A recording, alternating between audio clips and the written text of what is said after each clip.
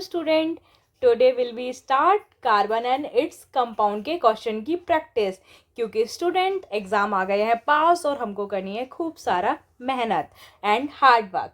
तो चलिए करते हैं student start carbon and its compound के questions. Chapter 4 carbon and its compound का कॉम्पिटेंसी बेस्ड क्वेश्चंस हैं जो एग्जाम में मोस्टली पूछे जाते हैं। तो चलिए करते हैं इसको सॉल्व, ठीक है, जो हमारी नॉलेज को इन्हेंस करेगा प्लस हमारे एग्जाम में हमारे स्कोर को भी क्या करेगा, बढ़ाएगा।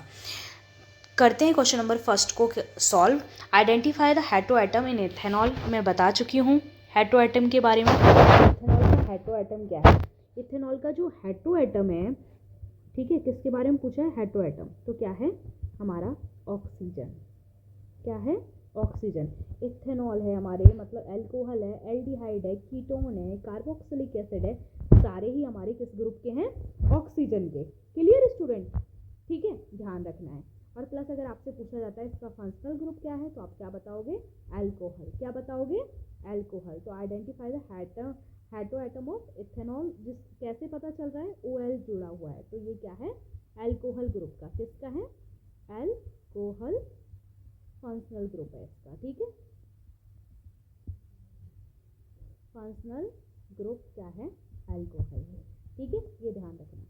अब सेकंड क्वेश्चन है, विच acid is constituent of vinegar. Vinegar किससे मिलकर बनता है? ठीक है, तो सबसे पहले ध्यान रखना जो विनेगर है, ठीक है, एक वैसे तो एथेनोइक एसिड है, विनेगर किससे फॉर्म होता है? एथेनोइक एसिड से, लेकिन एक और नाम वो दे सकते हैं, आपको लिखा हुआ एसिटिक एसिड।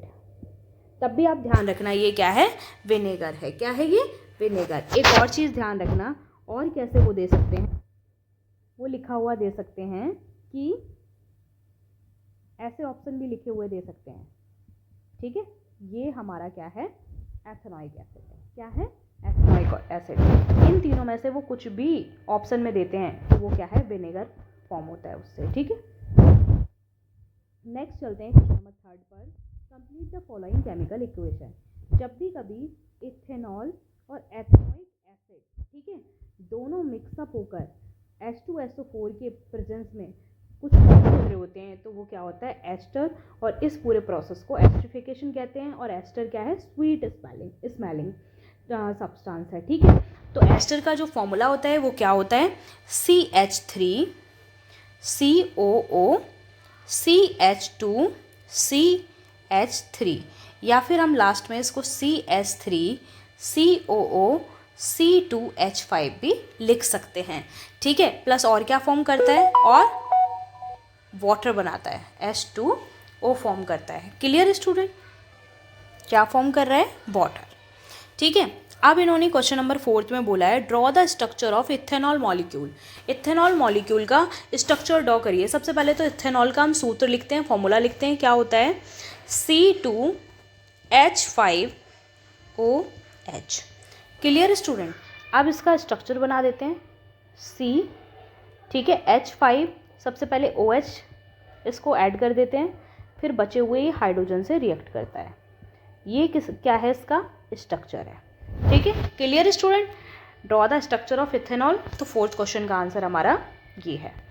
अब बोलते हैं describe the harmful effects of consuming alcohol. Alcohol को कंज्यूम करने के हार्मफुल इफेक्ट क्या हो सकते हैं? तो हार्मफुल इफेक्ट क्या हो सकते हैं?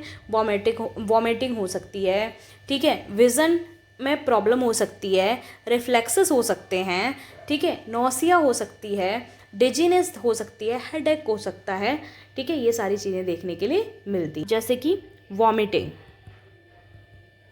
ठीक है। फिर सेकंड डिजीनेस, ठीक है। थर्ड हेडेक, ठीक है।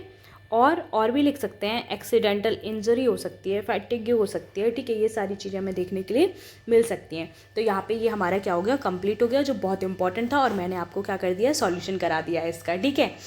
आई होप आपको मेरी वीडियो पसंद आई होगी। अगर आपको मेरी वीडियो पसंद आई है तो लाइक, शेयर, सब्सक्राइब करना नहीं भूलें।